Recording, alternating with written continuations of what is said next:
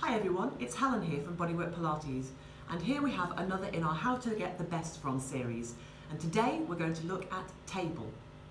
So table is a 4-point kneeling position, puts some valuable work into the wrists and provides a little bit of a balance as well as our core strength.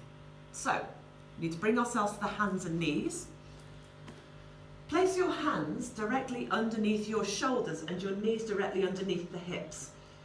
Make sure the whole of the hand imprints to the floor, so we're not just resting out onto the little finger edge. So the instep of the thumb and the first finger connect. Shoulders stay wide and drawn down.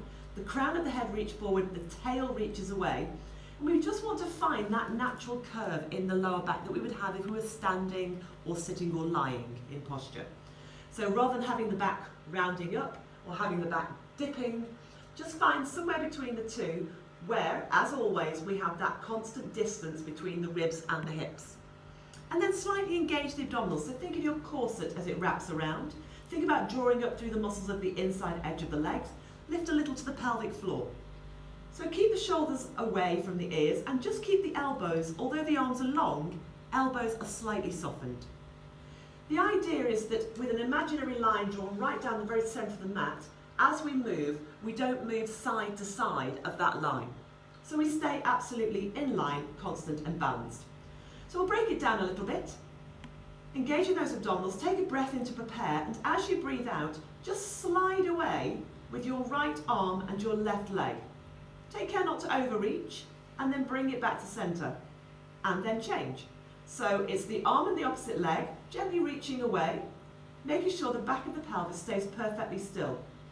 So we don't want to tip the pelvis, imagine a spirit level from hip bone to hip bone, and keep the bubble right in the middle.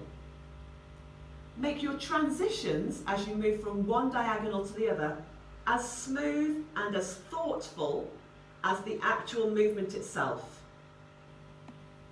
Just do one more like that.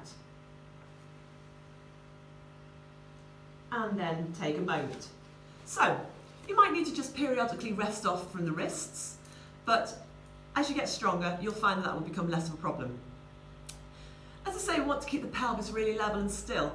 The problem that I see most when people do this is that they overreach.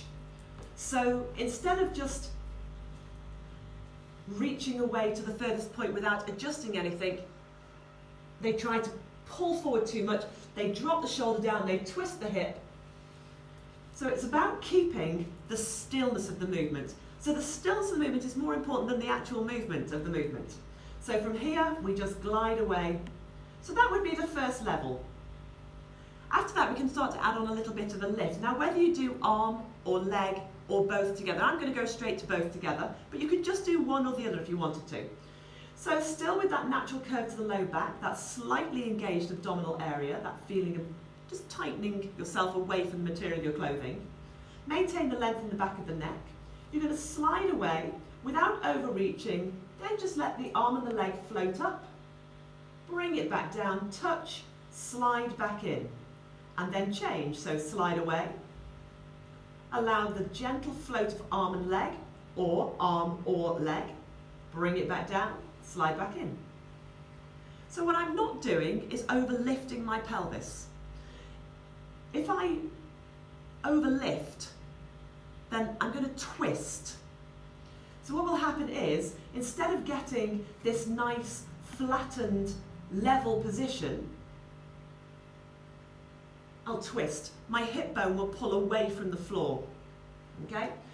So I really only want to reach my leg away to about parallel to the floor, where I can feel my glutes engage, my back position hasn't changed, and I just raise my arm towards the line of the ear, and then back down. It really doesn't need to be any more than that. Don't look for massive grand gestures, they're very often not necessary.